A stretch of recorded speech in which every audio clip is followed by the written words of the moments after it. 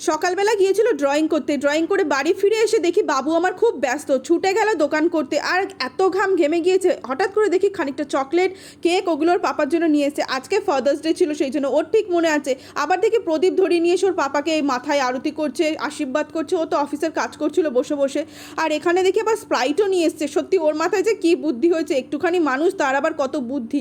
এনে বলছে তুমি এইটাকে কেকটা কাটো। কেটে ওর পাপার আজকে ফাদার্স ডে, জন্মদিন সব একসাথেই পালন করে দিয়েছে তার ছেলে। দিয়ে ওকে আবার কেক খাওয়ালো, আবার নমস্কার করলো, ওকে আবার আদর করলো। করে জানো কি করলো, সমস্ত কেক চকলেট নিজে নিজেই বসে বসে খেয়ে নিয়েছে। সত্যি ওকে যে কি বলবো, ওর মাথায় যে এই বুদ্ধিগুলো হয়েছে এটাই অনেক। ভাই আবার বাবার জন্য এখানে গেঞ্জি নিয়ে এসেছিলো, আমি বাবার জন্য একটু মিষ্টি নিয়েছিলাম। আমরা যখন ছোটো ছিলাম তখন ফাদার্স ডে মাদার্স ডে এগুলো কিছুই ছিল না, কারণ বাবা মার জন্য আলাদা করে কোনো দিন যে হয় সেটা না, বাবা মা সারা জীবনই আমাদেরকে আশীর্বাদ করে যায়। এখন এগুলো নতুন করে শুরু হয়েছে আর এখন এগুলো বেশি হচ্ছে। যাই হোক, আমরাও করে নিলাম, বাবার আশীর্বাদও নিয়ে নিলাম। আজকের মতো ভিডিওটা এই পর্যন্ত, টাটা।